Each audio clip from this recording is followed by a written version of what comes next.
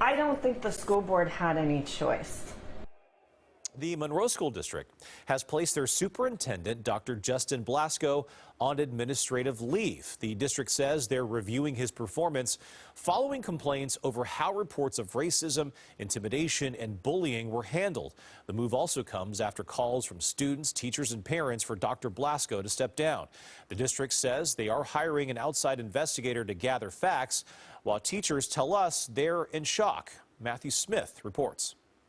I started crying because it felt like we were being listened to and being heard for the first time, which was really important. Stephen Lowen, a Monroe High School theater teacher, says this is a new feeling. No more hate, no more fear. After 7 years in the district and after Monday's protest outside the district, teachers feel like their ongoing concerns are being addressed.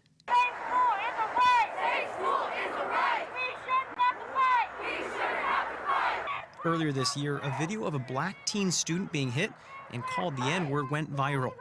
The incident happened during the school day, but it unleashed a whirlwind of issues that educators and students alike say have been swirling beneath the surface for years. This is not sustainable, and we need a plan and a leader that will take us in a direction that's sustainable and that will promote change and growth.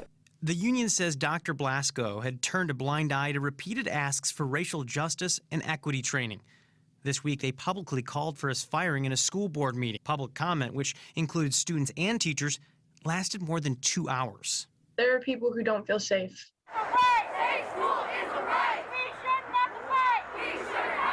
In addition to the public calls for Blasco's firing, students at the high school walked out of class. What some say was a tipping point.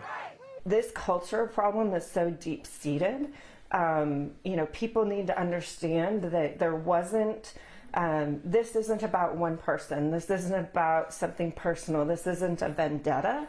This is about we have come to a point where there is no hope of rehabilitation and being able to become a safe and inclusive community without removing the superintendent. Melanie Ryan, board president of the Monroe Equity Council, was among those who called on Blasco to step down on Monday.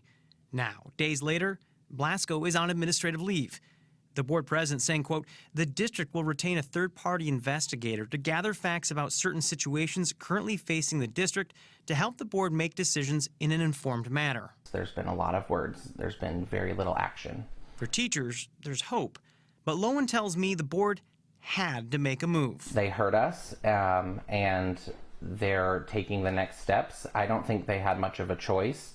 Hearing everything that they heard for 2 hours of public comments in the board meeting last week, I mean, how could they not make a choice?